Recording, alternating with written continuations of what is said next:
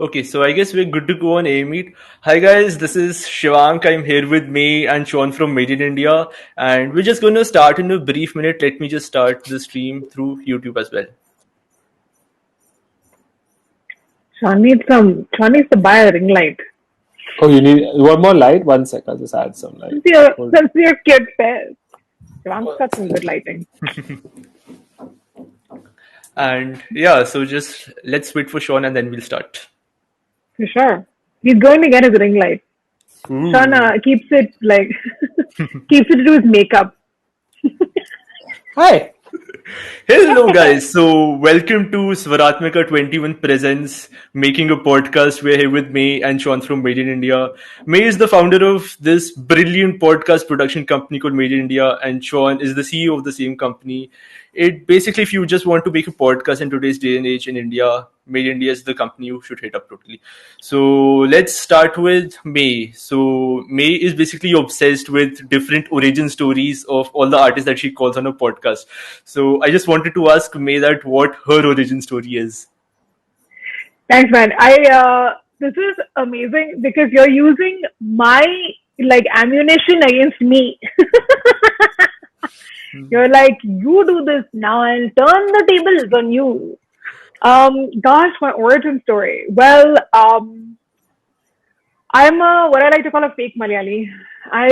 Want to be a real Malayali, but I can't speak Malayalam at all. But my origin story, I guess, would be that my whole career has mainly been in the audio space. So whether I was in college and I was in college radio, I was a journalist for my college radio in the UK.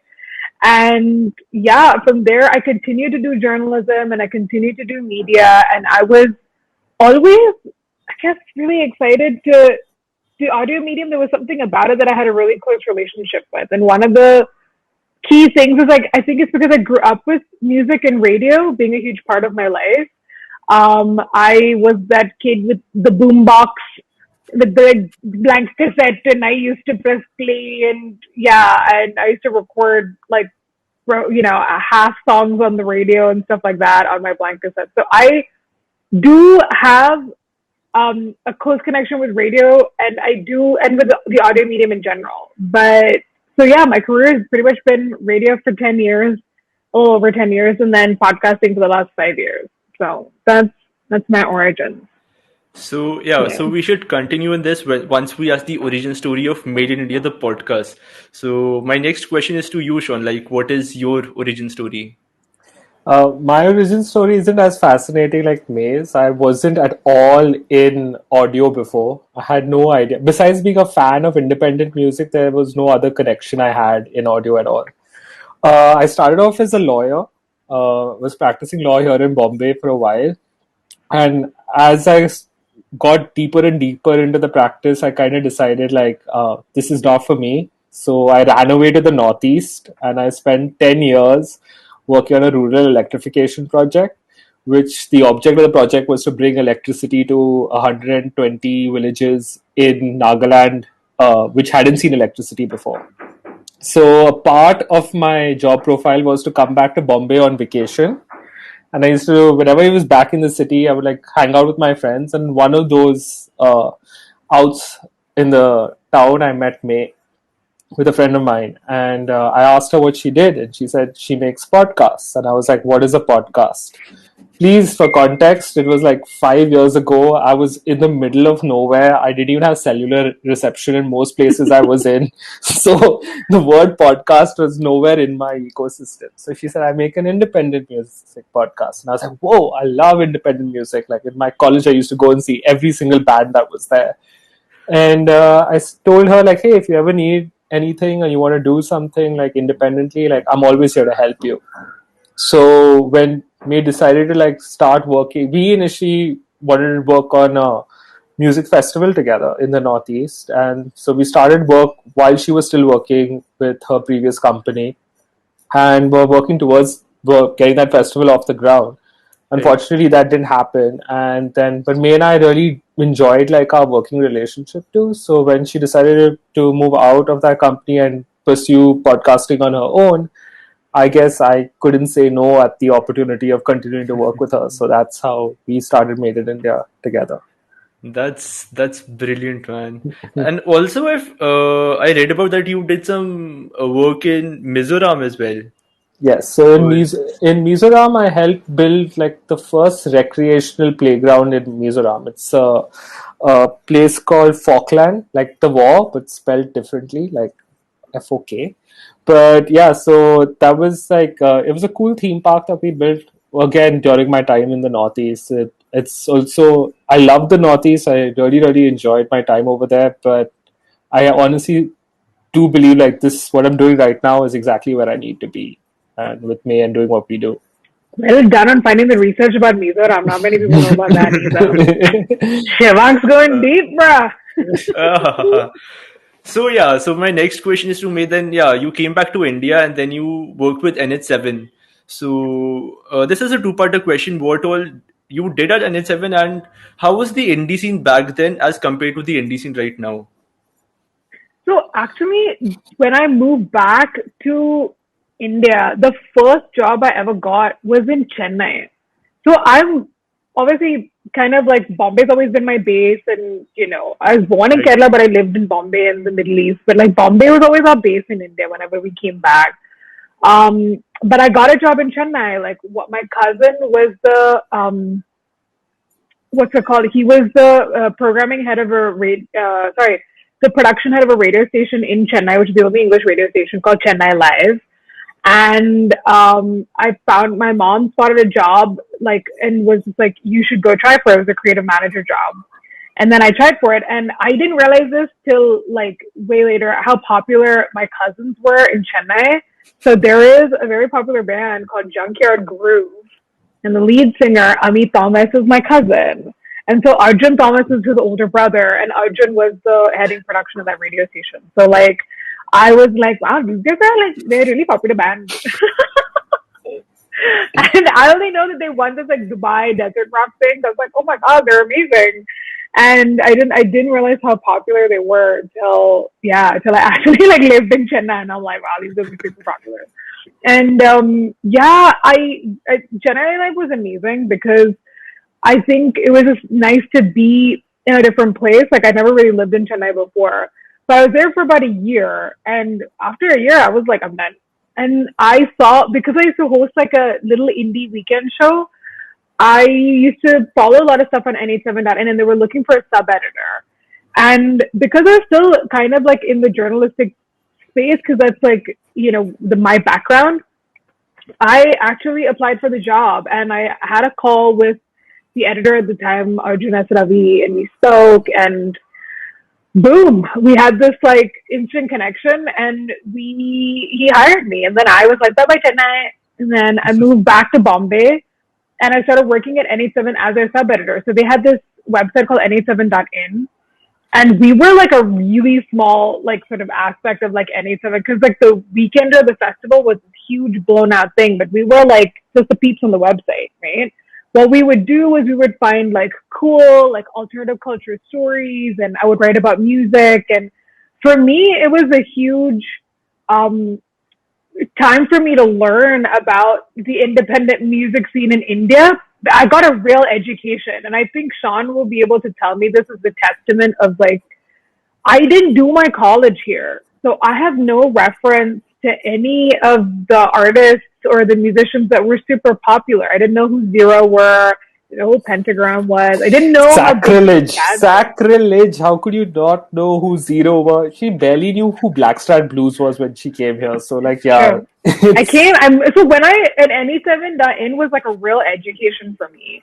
And so I didn't know anything because I didn't do I hadn't done my college here. Like when I was 18, I was in boarding school. And the moment I left boarding school, I went straight to the UK, and I was in the UK for 6 years. I used to come back to India during the holidays, but I was like, I don't know anything about independent music here. And so that was, I think NE7.in was huge for me because it was a massive eye opener to really understand. But like, all like how popular these bands were was something that I guess I got schooled in, which is I didn't even know. I used to just hearing their music. I appreciate music in the sense that I grew up with it, so much of it. So I know why Blackstrat Blues is a really good artist. but why he's so popular, I would not know because I wasn't in college here. Yeah. So that's like, yeah, Shaun is ashamed of She me. He's has just no like, them clones references or pin drop violence or don't know yeah. who, I know them clones, but they're like friends now. Because I used to go to the Annie Inn, and I know the brothers, and they're so sweet. Thanks to them, can I just say shout out to them clones? It's thanks to them that I got a chance to go see Slash live in concert in Bombay Damn. because they were opening. So them clones and Thermal and a Quarter were opening for them, and them clones like one of the brothers like messaged me and was just like, "Hey, what are you up to? Coming for the Slash gig in Bombay, man?" And I was like, I can't afford it. They were like, no, we'll get you tickets for money. And I was like, ah! So I love them clothes. Matlab, this is something that even I have experienced. Matlab, not big artists as them clones, but even yeah. So one of the least most famous bands, Pakshi, was playing recently, and my friend Aron Joy, his band was opening for them, and Joy just called me and he said, "Ki bro, Pakshi is playing, just come." And I said that I have to catch the last metro home because the last metro goes at 11, and he's like, it doesn't matter, you stay at my place, but tu aaja. And it's the biggest perks of having friends as musicians, that if they're opening for someone, So you get free handy. takes. If they're playing a gig, you get free takes. You're Yeah. like, I know there's this whole anti-guest list scene thing, but like sometimes if, you don't get a chance to see these artists, and Pakshi are so good. Like we've had them on Made in India and they're Yeah, amazing. for sure. They're a brilliant band, but like, well done on squeezing your musician friends for tickets.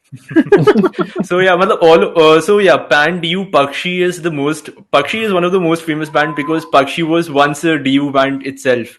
So we as Oh, I DU didn't know musicians, that. matlab, really look I up to remember. Pakshi for inspiration and stuff Yeah, like man. Yeah. I mean, when we had Pakshi in the studio with us, I think they were just starting up, man. And I remember very clearly, like the engineers also in the room were like floored by just like how tight they were as like a unit and like how they performed. So yeah, man, like I can totally understand why you guys like love that band. Like I love watching them live in studio also, Amazing. for sure.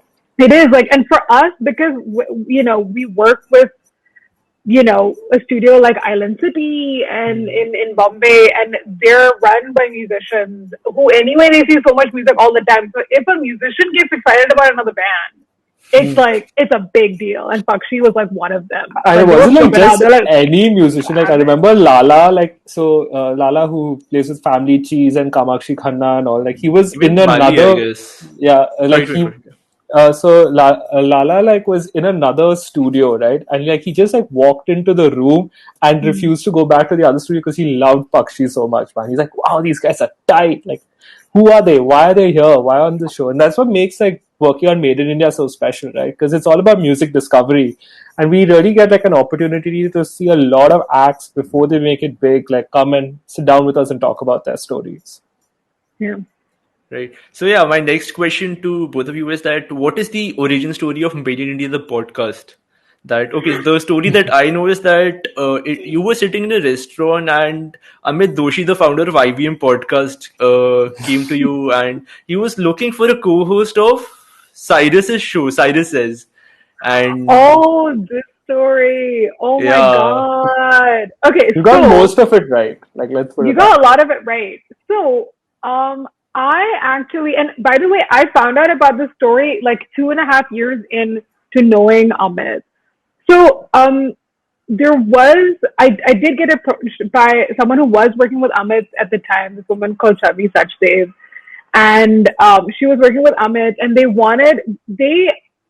from what I remember, I thought they found out about me through a couple of other people that I had just quit radio in December and they had approached me in Jan and were kind of like, we'd love for you to make a podcast. We don't know what it would be. Let's figure it out. And I had two shows. I was either going to do a film show because I was obsessed with movies, or I was going to do an indie music show. An indie music show was more exciting for me because I just didn't see anyone doing what I was thinking of doing, which was like getting artists to come into the studio and do live sessions. So that's how Made in India kind of happened. But then I found out much later that originally, because I used to be on Radio 1 in Bombay, there was a day where, you have like multiple studios next to each other. So you have a live studio, you have a backup studio, and you have a production studio, which is where there's a guy who sort of makes ads. There's a backup studio, which is for us to do recordings in, and then the live studio is where you go live. So I was in the live studio, and in the backup studio, Rishikesh, who's the morning presenter for Radio One, was doing an interview with Cyrus, and I was so obsessed with Cyrus because like he was like one of those '90s, I don't know, there were such huge fans of like MTV personalities, right? So I think because it's a glass window, so I could see Cyrus, and I was like, and then Cyrus was like, who's this mad person? And then he came in the live studio, and I was like, I'm taking you live like right now. So he was like, cool. He sat down, and then I pushed the fader up, and we went live, and we were chatting, and he was so funny. And he's just so good at talking. Like I find him so entertaining. And he was also stumped by me because I was also like equally chatty. And then, yeah, and I think he just remembered me. And then at that time, Amit was doing a podcast with Cyrus Brocha. And I think Cyrus wanted to have like a sort of, not like kind of like a co-host, but someone they can bounce off of, because Cyrus doesn't even need a co-host. He's like his own host, really. Mm-hmm. And so he wanted to have someone to bounce off of. And he had recommended me to Amit and had said that, oh, there was this girl, I think she left Radio One, you should totally see if you can get her. And that's how they found out about me. And then they were like, why do you have your own show? So I never ended up, I used to come on Cyrus' show now and then, and it was so fun. But yeah, that's how Maed in India happened. And Maed in India, like the name actually wasn't even completely my idea. It was because I used to do a request show on Radio One. Made my day. I read about that. Made my day. So because of like I played someone's song on the radio, and they were like, "Oh my God, thanks so much, Maed, #made my day," and they spelled it Maed, and I was like, I'm going to take that, I'm going to use it myself, and that's how Maed in India happened. But, yeah. Origin story. So right, so now moving on, I just wanted to talk about. Okay, so I've been following the talks that you guys have on Twitter Spaces, and one question that May said that she's totally annoyed by is people asking her why you don't do a video. Why isn't the podcast in a video format? And oh God, and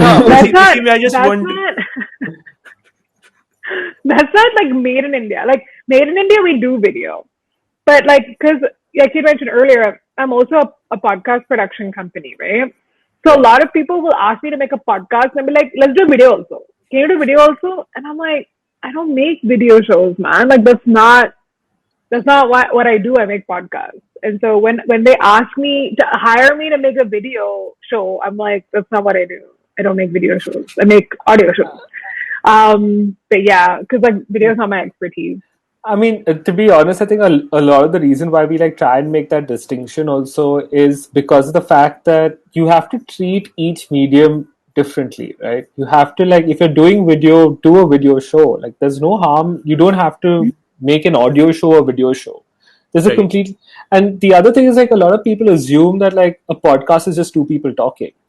Like podcasts can also be like narrative stories. They can be fiction based and all of that. Like why would, like if you're going to make a fiction based podcast into a video, like there are a couple that have been done, like Homecoming is an example, right? It started off as a podcast, then became a video show. But they never tried to make the audio show into a video. They didn't like basically record all of the voice actors like videoing it and put that out as a podcast. So like you do have the opportunity in podcasting, I think, to just make a show, respect the medium, and like just do things within that space, and you'll have like great content. So I think that's why we tend to insist like, hey, if you want to do video, like get a videographer, get the right kind of people, get a director for your show, get like that's what you need for video. So that get that in place. When it comes to audio, we're the experts. We know exactly what you need, how to do it, where to do it. Like that's why we say like, hey, if you want to do video, get the right people. Right. So my next question is that right now Made in India is recorded at Island City Studios in Mumbai. But is there any episode? Okay, so what is the episode where you guys had to do the most hustle to record the episode? Wow, that's there's so many. I can say one that we had to do hustle, but was very unsuccessful though. We never got to record them.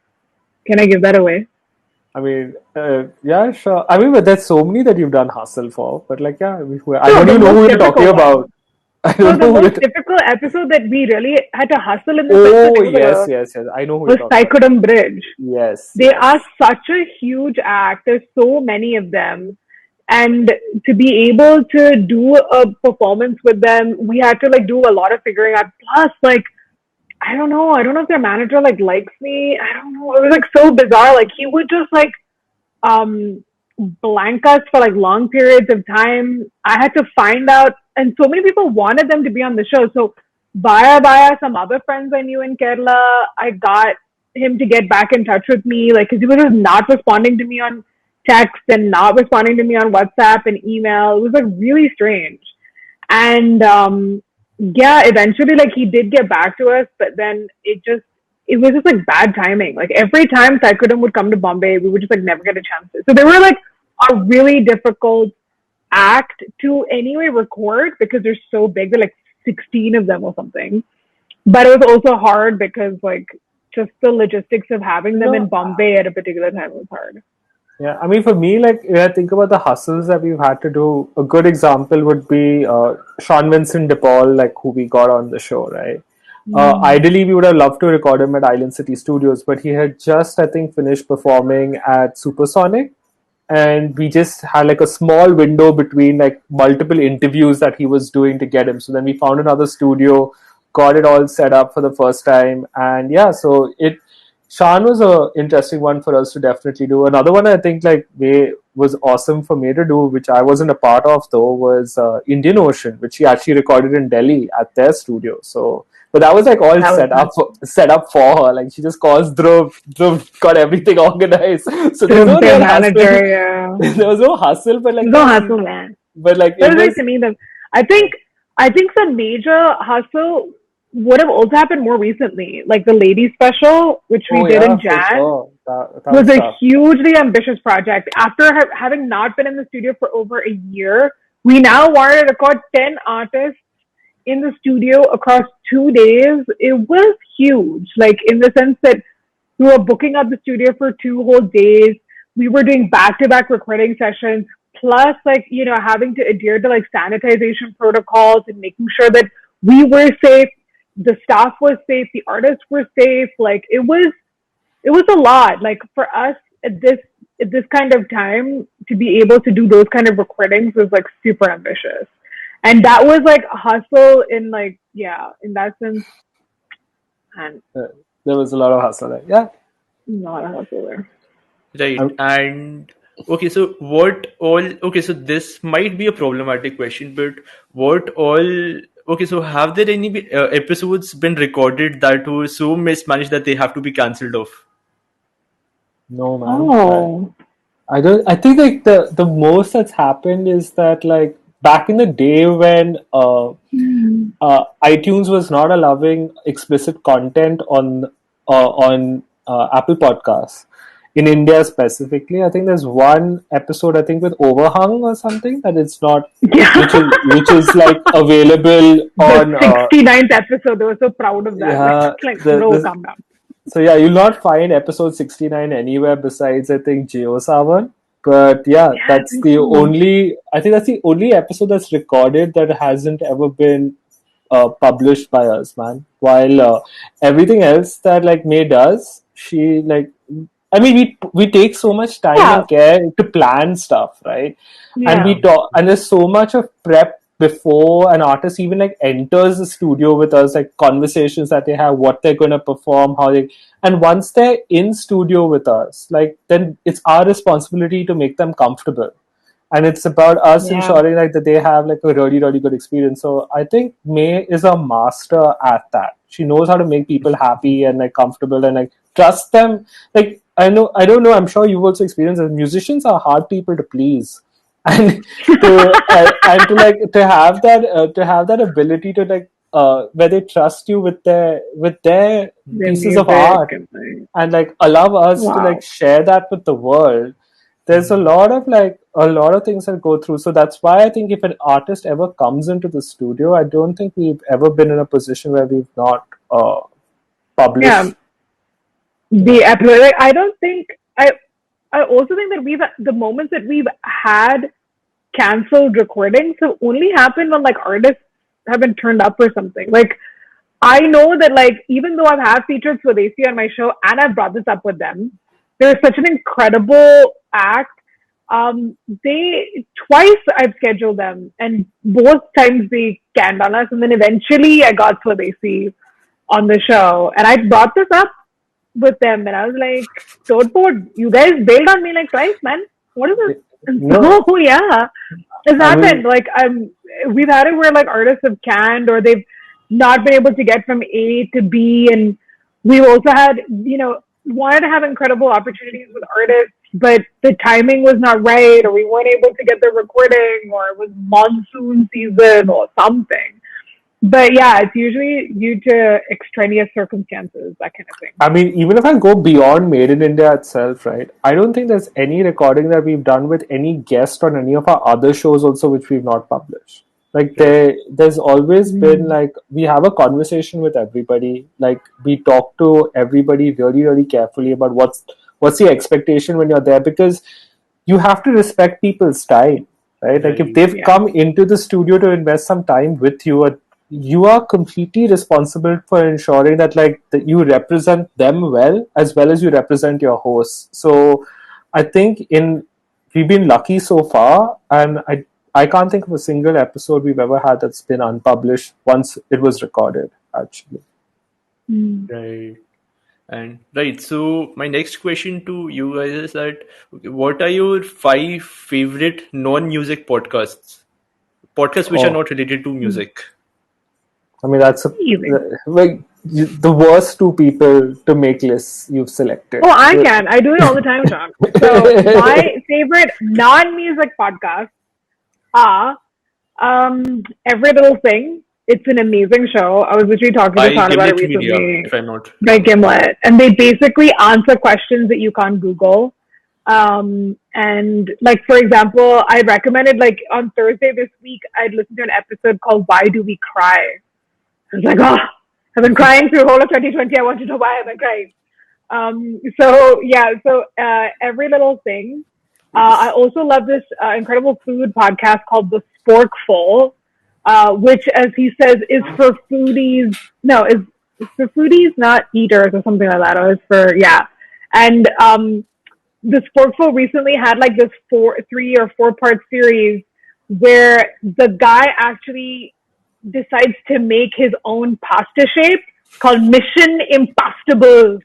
And so it's amazing and it's so cool like to understand how you make a pasta shape and what it costs to do something like this. And there's like a really interesting learning lesson of like what would be like there's so many different pasta shapes. How do you make one that's actually going to be unique?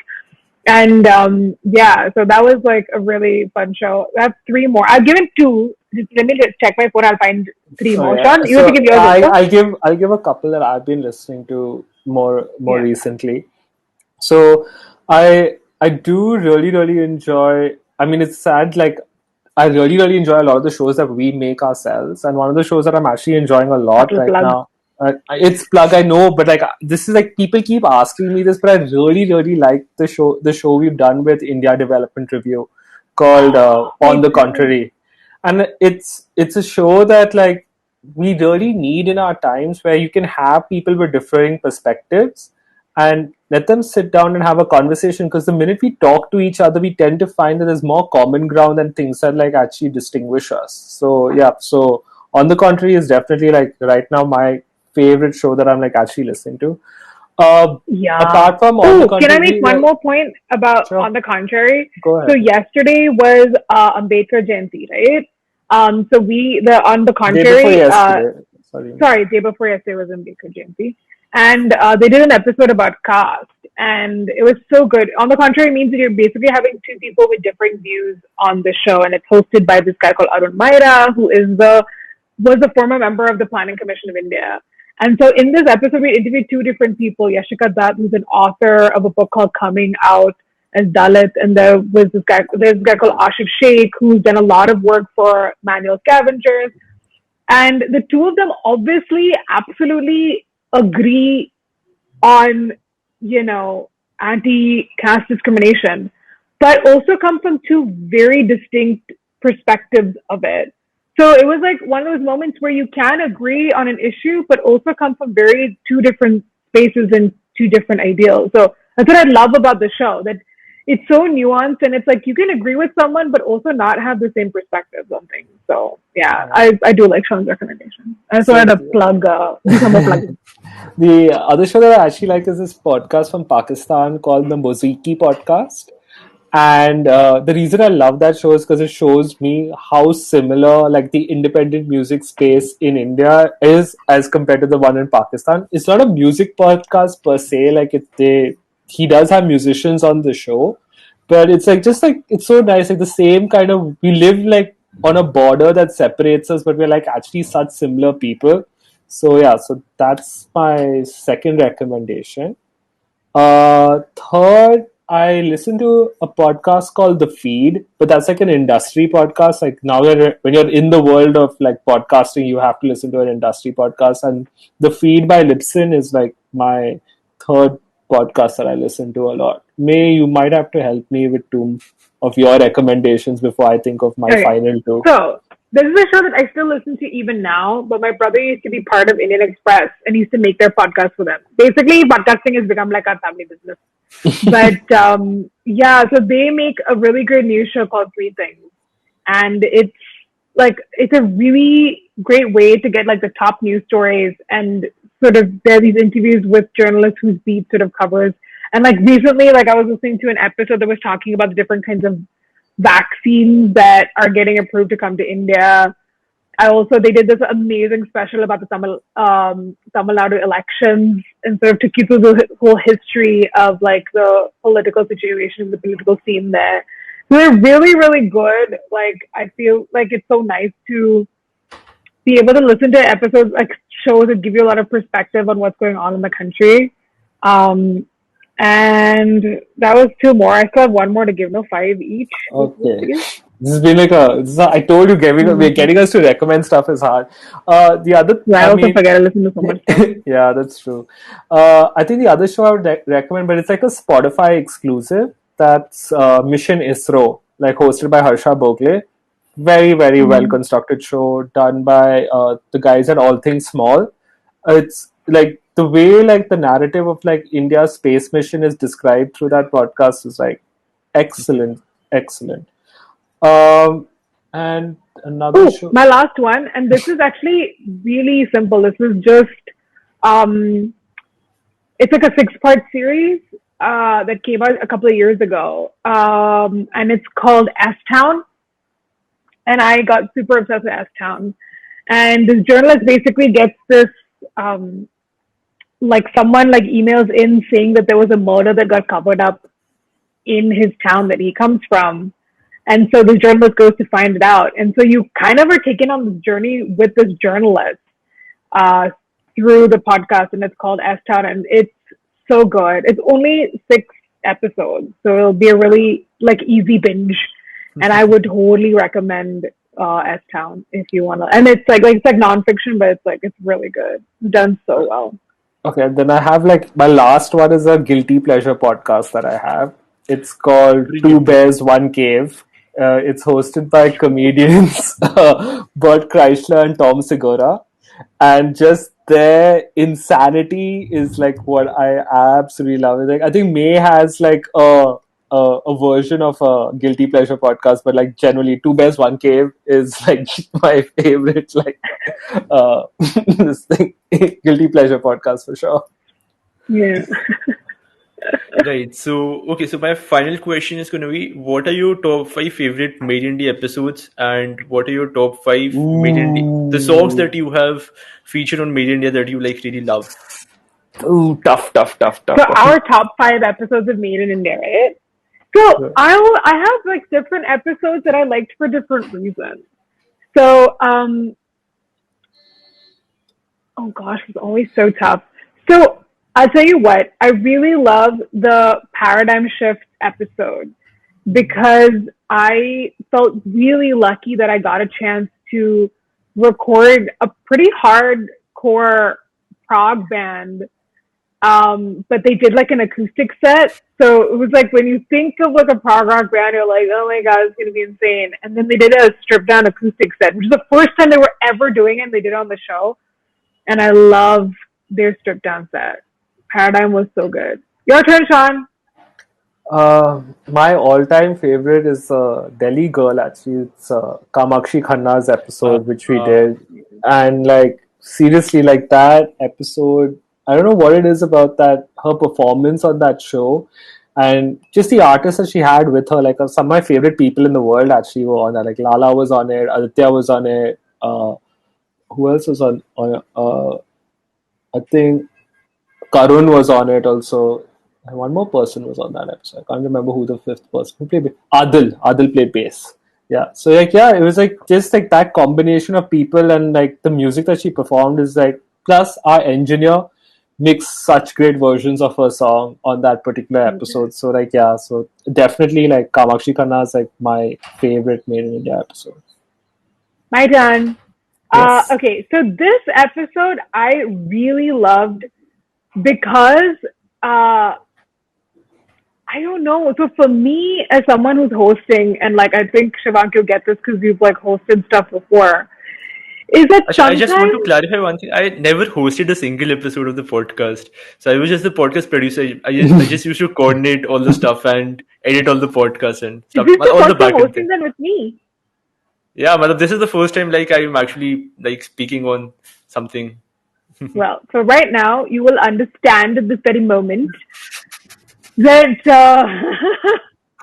um like for example, when you're hosting stuff, a lot of the time like the responsibility is on the host to be able to make sure that the guest feels comfortable, that you're asking questions at the right time, you don't interrupt them, you let them finish, that kind of thing, right? Right. But sometimes, and a lot of the time, you'll have guests that are really easy, that will answer well or whatever. You get some guests that are not very articulate, but obviously are clearly talented.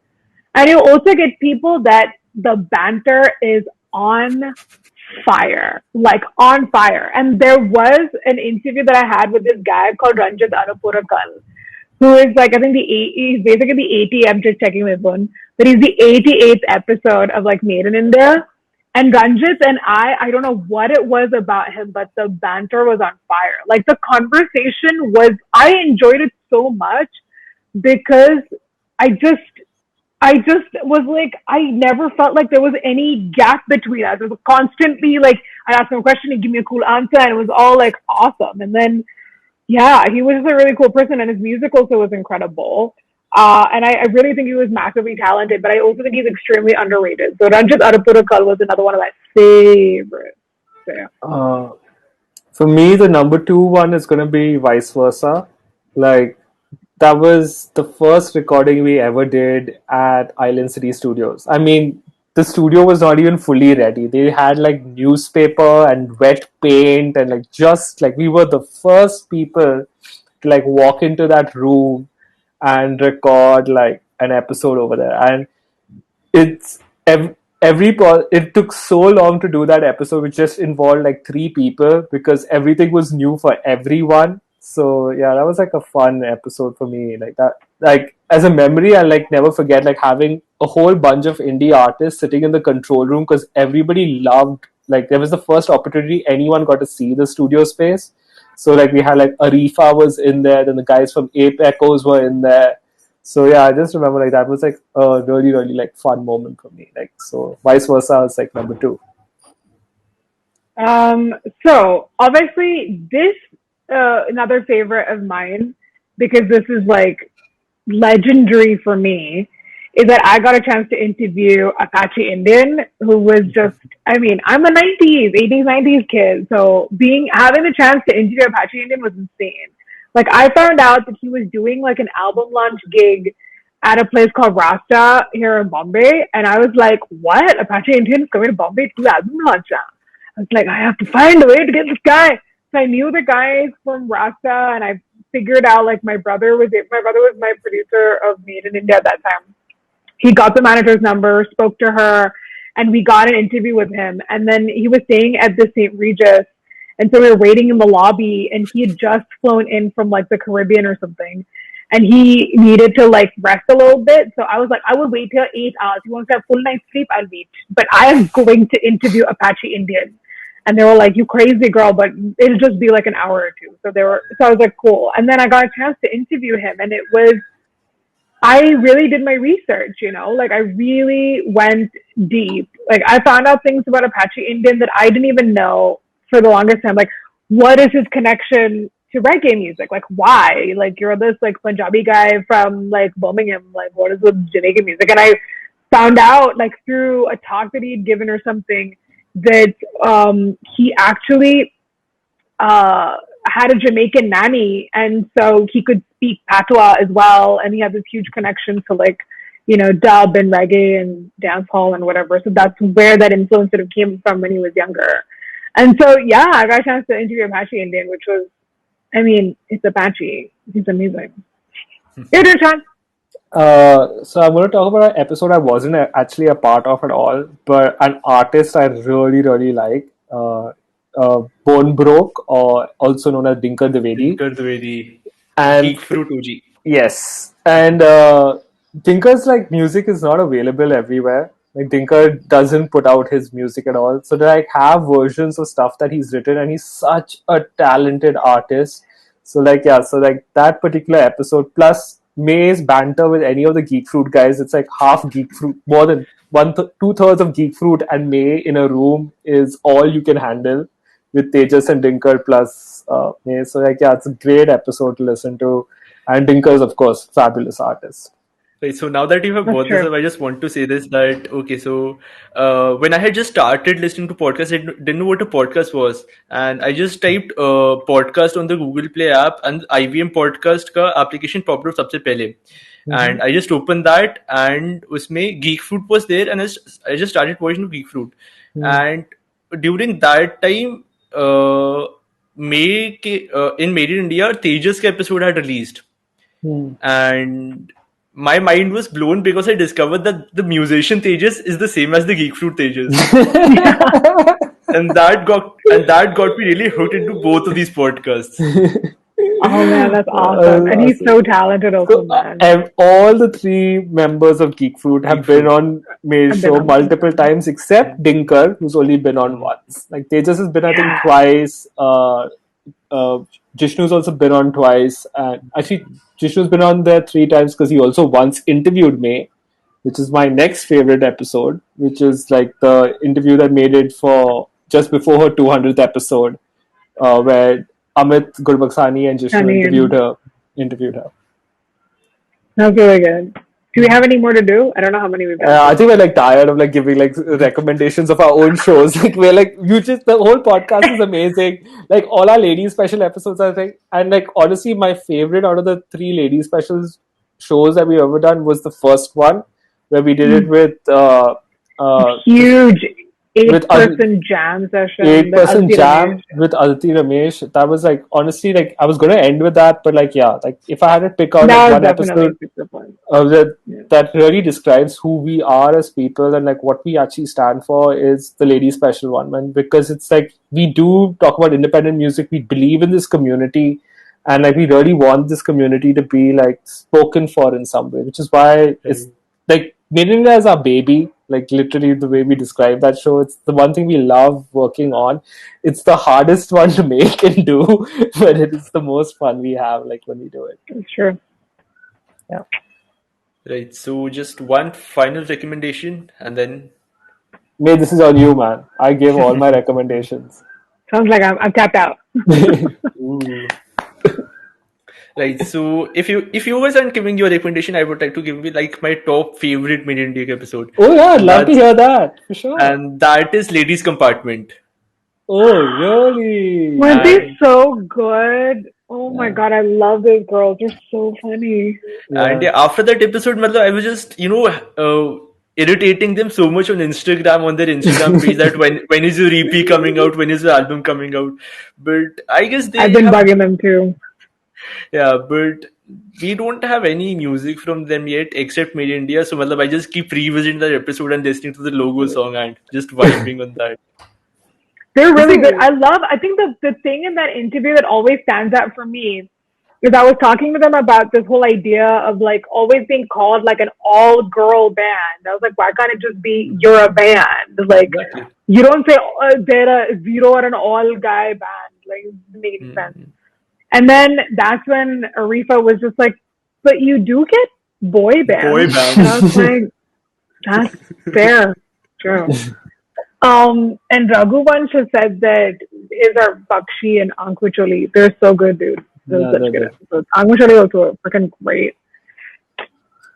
Chalo. Thank you so much, guys, to sit I down with us and have know. such a chat with us. We have one question, however, in the questions wala bar, Mm, and let me just read that. Okay, sure. so Divyanshi asks us that what were the issues you faced when you were just starting off, especially in terms of getting people on board? That's a really good question.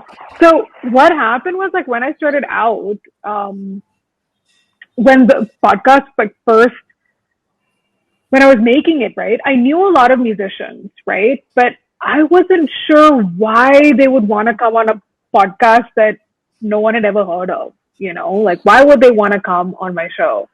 But I think because I knew so many people through my connection to radio, I think a lot of them were like, yeah, sure. Like one of the first people that I got in touch with was Nikhil D'Souza. And I've interviewed him like a million times. And every time I interview him, he always has new stories to tell me. Like I always feel like I'm getting to know him, even though I already know about him so well. And he was like, yeah, sure. Like literally not a doubt in his mind. And he gave me that level of confidence that I thought, no, like this is a thing. Like I want to be able to I have a mission for this show and I think it's important. And if like Nikhil believes in me, then I'm sure anyone else will. And like every artist that I got in touch with to be on the show, I've never really had anyone saying, no, we don't want to. Like, I would hate to be on your show. I've had bands who didn't want to be on the show because they didn't want to do certain kinds of sets. Like, because a lot of the the music that's being performed are like stripped down versions of their original music. So like I've had bands like Black and Scrat who didn't want to be on the show because they're like, we don't really want to strip down our music. Like how Paradigm Shift, like Frog Band, like they were like, yeah, we're cool doing an acoustic set. So there are some fans who didn't want to be on the show because of those reasons. But it was never like they didn't think that I was cool enough or popular enough or whatever. I realized that a lot of people just wanted to be on the show. And I think as we've built the show across the last 5 years, it's been exciting that artists are getting in touch with us to be featured on the show. So that I know what you mean about that whole how did you get over that hurdle. I think that hurdle was all in my head, man. Yeah, I think Maze Thanks for the answered that question. Maze answered that question like perfectly. I don't think there's Yeah. anyone who doesn't want to be on our show. Like if we get them in, like There they'll are be there. people, I just named two. Yeah, but that's not because they don't like us. It's just because like we don't want to do what they want us to do. Like that's different. No, we're saying like, no, you can't do that. Yeah. So, guys, that was our time. We're now going to conclude the session with May and Sean. Thank you so much, guys, for being here. And right, so Yeah, we thank you for shall having see us. you. Right, so for our audience, we shall see you tomorrow at 11 o'clock for a Not a Masterclass session with Abhay Sharma. See you. Okay. See you. Hey, thanks for supporting our merch also. Bye. Yeah, man. Big up the merch, which by the way is Yeah. limited edition now because no one can buy that merch anymore. So you have some very unique merchandise right there. Okay. Yes. Okay. See Super, you. super stoked to hear that. Okay. Thanks, man. Thank you. Bye bye.